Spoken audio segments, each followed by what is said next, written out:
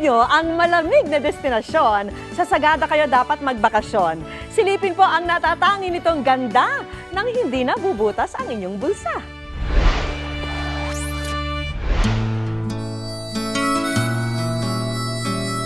Sulit ang 10 oras na biyahe mula Maynila. Kung ganito kaganda ang view na sasalubong sa'yo,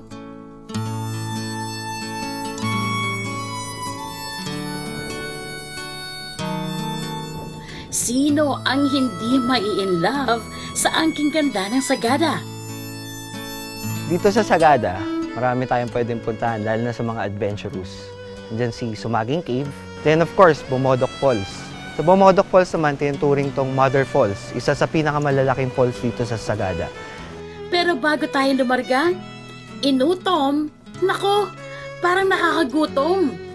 Nako, siyempre hindi ako aalis sa isang lugar hanggat hindi ko natitikman yung kanilang mga traditional na pagkain or yung mga delicacies nila. Kaya, Auntie! Auntie! Ay, wow, what is this chicken? Ito yung tinatawag namin na inutom. Isa sa mga classic Sagada food ang inutom, ang manok na tinimplahan lang ng asin. Oops! Don't judge the chicken by its spices dahil kahit na asin lang ang pampalasa.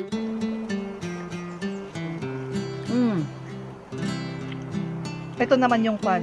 Minagic nyo ata ito eh. Hindi, ma'am. Ang sarap. Promise.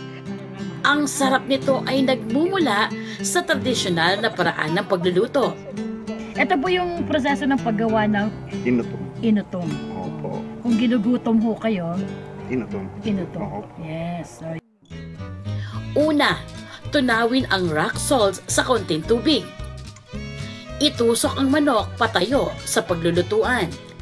Saka paliguan ang manok ng tubig na may asin. Naawak sa manok na to kung kailan patay doon siya minamasahe. Nung buhay hindi man lang nakatikim ng masahe eh. Pakihawak ko. Kilikili, kilikili. Parang nagpapaligo ng bata na.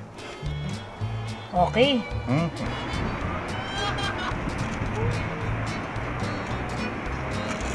Ayan na. Pagka tinakluban na, Ito na po. Ilalagay na po yung pine needle. pwedeng kahoy. Ang galing na. Pwede nang itapon sana, pero nagkaroon po ng silbi dahil sa traditional nilang pagluluto. So kung walang bulibo po, ang option, pwede pong Twigs. kahoy. Twigs, yan. Ganito. Pagkatapos ikutan ng pine needles at piraso ng kahoy ang lata, paapuyan ito sa loob ng 25 minutes. Kinukulob ng lata ang init para maging tender at malambot ang pagkakaluto sa manok.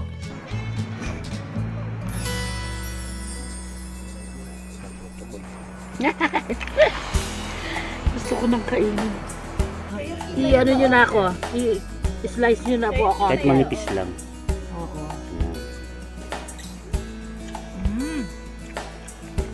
Sarap ah.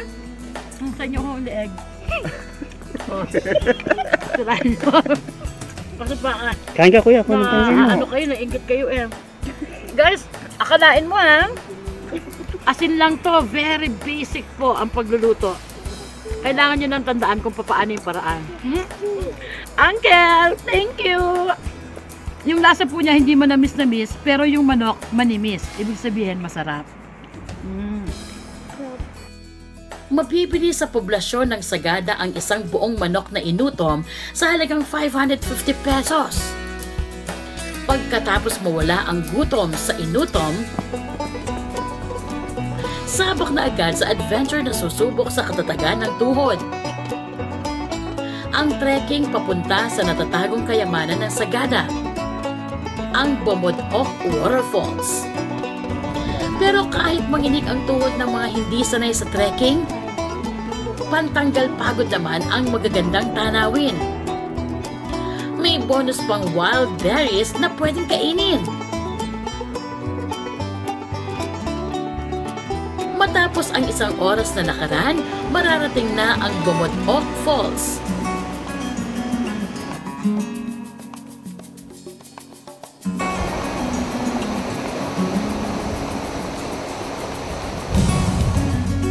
Ang Bumudok Falls po ay salita ng mga taga rito, northern part ng Sagada, na ang ibig pong sabihin ay yung malakas na pagtulwak po ng tubig.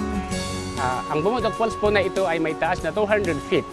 At yan po ang isa sa ipinagmamalaki po ng Sagada.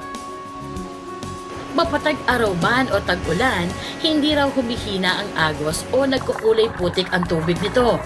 Diretso sa bundok ang tubig nito, kaya garantisadong malinis at higit sa lahat, malamig! Pero para sa mga gustong mag-chill-chill lang, heto ang activity na pwedeng subukan.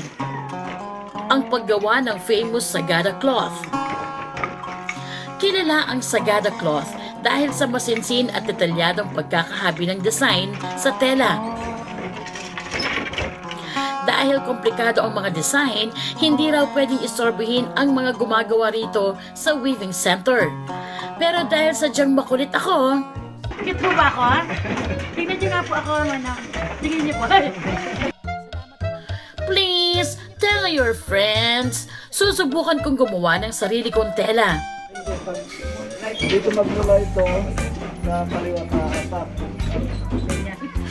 Hindi pa ako nagsisimula, parang nauubos na yung pasensya ko. Pagkasuot ko, hagis. Para bumuka, kasi kailangan mong i-shoot sa ilalim, kailangan apakan mo ng maigi yung kaliwa mo. Tama, sir? Naku, puro pa ilalim pala ang tira nito. Yun. And then, 1, 2. Okay guys, naintindihan ko na. Naintindihan ko na po. Kaya hindi sila dapat ma-distract. Kasi meron tong pattern, oh. Oo, kapag nagkamali ka, tatastasin mo siya, hindi siya pwedeng putulin mo yung sunod, tapos umpisahan mo ulit. So, back to ano ka, kung saan siya nasira. Shucks. Kailangan ho ng isang balding pa dyan dito, ha. Pwede bang pagkain na lang ang segment muna? Mabibili sa halagang 400 pesos kada yata ang Sagada cloth. Made with love at effort ang tela na to. Kaya winner na pasalubong o personal souvenir. Bukod sa paghahabi, when in Sagada, dapat game kang mag-explore ng kuweba.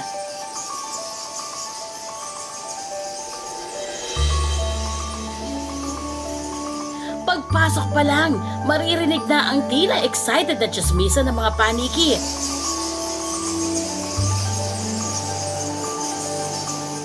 Kailangan ng dobling ingat sa pag-akbang dahil sa madudulas na bato.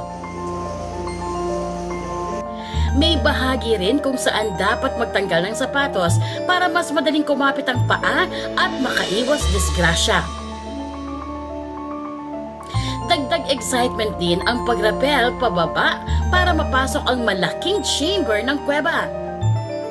Sulit na sulit ang pagod dahil kahit madilim, parang nasa ibang mundo ka dahil napaiikutan ka ng nagkikislapang mga bato at nakamamanghang rock formations. Pwede pang magtampisaw sa nagmistulang mini pool na ito. How's the experience? Oh, mine's very good. It's excellent. We've had excellent tour guides. Oh, and yeah. When you go down to the cave and you see the coffins, the hanging coffins, it's truly amazing. You're really going back in time. And then when you see the cave entrance, it's the abyss. Yes, yes. The past and the future all in one. It's actually more than we expected. And we've traveled all over the world, and this has to be one of the most wonderful things we've done. Napakasaya kasi bihira mo makita yung mga ganitong tanawin at ganitong experience. Although nakapagod, pero worth it naman. Rewarding yung lahat ng effort mo. Sa halagang 35 pesos na entrance, meron ka ng kakaibang souvenir na maitatabi sa iyong isipan. Kung ako ang dream girl ng marami, ito naman ang maituturing ko na dream location. Dahil bukod sa pinakyaw nito ang ganda ng kalikasan, halo-halo rin ang adventures na pwede ritong subukan. Mapachill man o pagod-paguran, mayamang kultura at masarap na putahe. Naku, nasa iyo na ang lahat, Sagada. Ay, sarap! Iba-iba yung klase ng mga travelers eh. Meron yung mga gusto yung sumabak sila sa mga extreme activities.